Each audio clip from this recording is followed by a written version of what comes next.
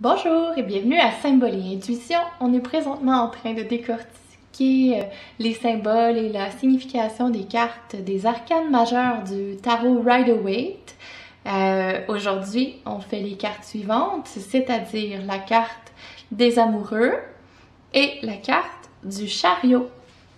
Alors, la carte numéro 6, la carte des amoureux. Beaucoup d'iconographie biblique catholique dans cette carte-là. Donc, tout de suite au premier coup d'œil, on peut voir Adam et Ève dans le jardin d'Éden avec un ange ici, Raphaël. Puis on pourra voir un peu plus ce que tout ça symbolise ensemble. Mais si on s'attarde déjà à ce côté-ci de la carte, derrière Adam, on peut voir qu'il y a un arbre avec des flammes.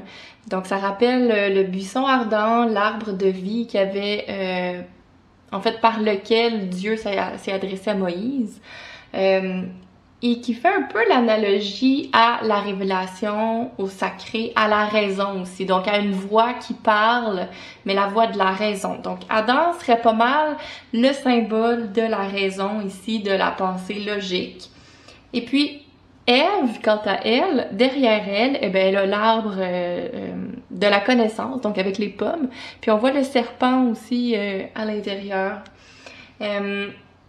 Puis c'est vraiment le côté désir, sensibilité, l'idée de faire un choix, d'avoir un interdit peut-être, mais de pouvoir faire le choix de respecter ou d'aller à l'encontre de cet interdit-là. Il y a un côté vraiment lié à ce qui nous intéresse, nous passionne, de découvrir ce côté-là peut-être un peu plus qui est vraiment différent de la raison en fait. C'est pas nécessairement parce qu'on raisonne. En fait, on raisonne pas du tout nos désirs et ce qu'on souhaite, ce qu'on veut. Donc c'est vraiment une dissociation entre la pensée logique et le désir. Donc, ce qu'on est capable de faire comme choix conscient et raisonné versus ce qui vient un peu la flamme en nous, ce qui vient nous donner l'envie de faire quelque chose alors que c'est pas vraiment logique. Ça part un peu de manière un peu mystérieuse et c'est probablement pour ça que Ève regarde vers le haut, vers l'ange, parce qu'il y a une part de mystère dans le désir, dans qu'est-ce qui nous intéresse et on contrôle pas vraiment qu'est-ce qu'on veut. Ça vient comme ça, puis on a envie de suivre cet instinct-là. Donc c'est ça. Si on regarde de plus près, on peut voir que Adam regarde vers Ève, donc que la raison regarde vers les désirs et que Ève regarde vers l'ange, puis que l'ange a l'air de faire un geste de bénédiction entre la raison et le désir.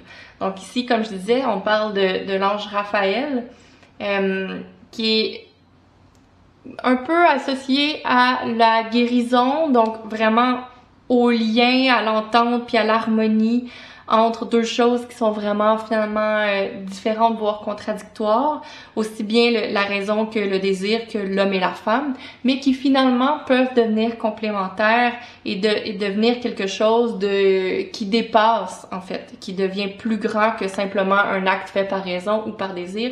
Et quand on arrive à associer les deux, on arrive peut-être à quelque chose de plus grand que soi. Donc c'est ça, c'est vraiment, on voit les deux mains qui vont d'un côté et de l'autre en signe de bénédiction, puis du bien-être qui peut résulter d'une telle harmonie entre désir et raison. Par contre, ce que j'aime bien remarquer aussi, c'est la montagne entre les deux personnages qui est au loin, et puis étrangement, elle n'est pas exactement centrée, elle a l'air de tirer un petit peu plus vers Ève que par Adam. Bon, ça peut symboliser l'élévation spirituelle qui est liée à l'harmonie des deux, comme on disait tantôt. Donc, une ascension, une fois qu'on arrive à consolider deux choses comme aussi autant aux antipodes, on arrive à surpasser une étape et à s'élever au niveau spirituel. Mais on a l'impression un peu que la montagne tire plus vers le désir que vers la raison. Donc, des fois, j'aime ça.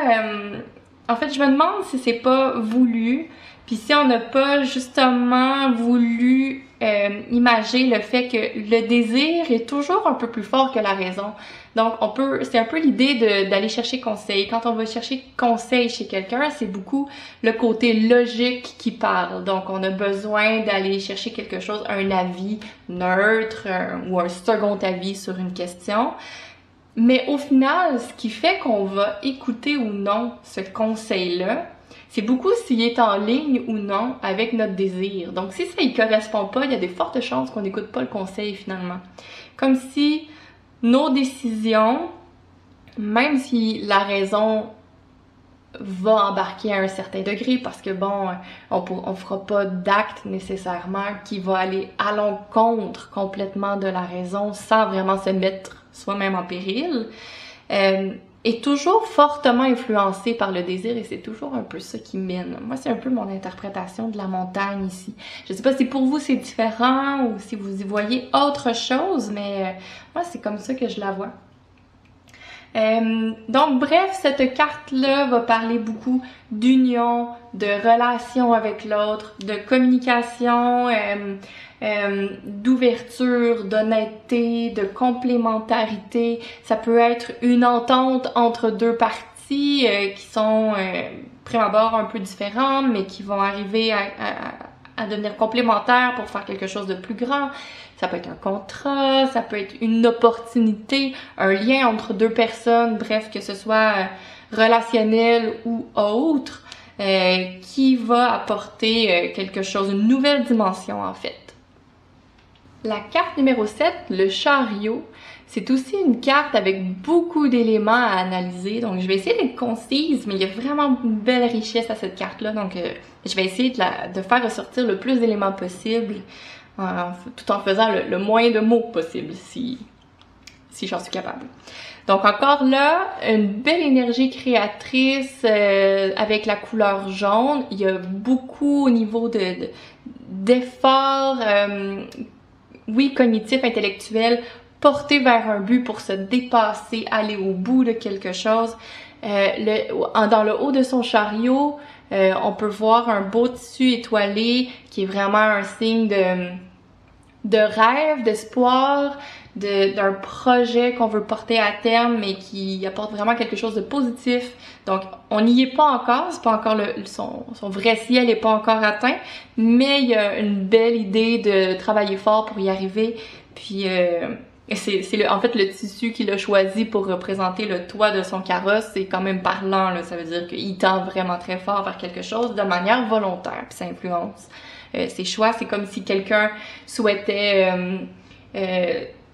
que son environnement se reflète le but pour lequel il travaille, comme pour maintenir la motivation puis faire en sorte que tout converge vers ce but-là.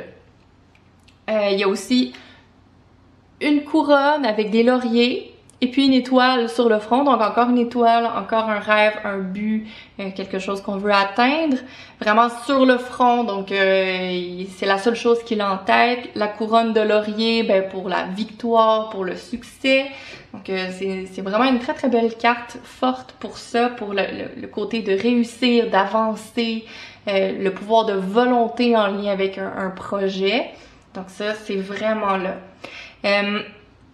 Il y a des lunes aussi dans cette carte-là, donc sur ses épaules, je sais pas si on voit très bien, mais c'est difficile à voir même avec les yeux. Mais de ce côté-ci, il y a une lune qui sourit, et de ce côté-ci, il y a une lune qui est plutôt souffrante, là, ou qui est pas, en fait, qui sourit pas, qui fait l'inverse, qui fait la moue. Puis qui les porte sur ses épaules, ça serait un peu le symbole, en fait, que dans ce processus-là, d'arriver à son but, il faut être capable de jongler à la fois avec les émotions positives, donc tout ce qui va nous donner le goût de poursuivre, mais aussi le lot de souffrance puis le lot d'émotions négatives que ça va engendrer. Il faut être capable de prendre tout ça dans la balance pour être capable de passer au travers, de se dépasser. Qu'est-ce qu'on a aussi? On a sur son plastron un cube. Ça pourrait représenter la pierre cubique des maçons. Comme j'avais dit dans mon introduction, dans le premier vidéo de la série, le système des cartes du Rider-Waite a été mis en place par 2 membres du Golden Dawn, mais qui est un courant inspiré des francs-maçons. Donc ça pourrait être un symbole qui est rappelé là justement pour le côté de travail sur soi pour atteindre la perfection à différents niveaux, pardon. Donc que ce soit le matériel, l'intellectuel, le spirituel. Donc il y a vraiment un côté de travailler sur soi, d'effort dans cette carte-là pour arriver à un but. C'est aussi, il y a beaucoup de contradictions dans cette carte-là. On va commencer par les sphinx. Donc déjà, il y a un sphinx noir puis un sphinx blanc. Donc un qui est masculin et un qui est féminin. Les sphinx, ce sont 2 créatures assez mystérieuses qui décident d'avancer ou pas selon leur bon gré. Mais ça va demander beaucoup d'efforts, donc c'est pas juste des chevaux, là, c'est des sphinx, ça fonctionne par des énigmes, donc il va falloir vraiment maîtriser pas seulement un sphinx, mais 2 pour pouvoir avancer. Puis si on imagine que on arrive à faire avancer qu'un seul des sphinx, ben on peut imaginer que alors le chariot va prendre un tournant.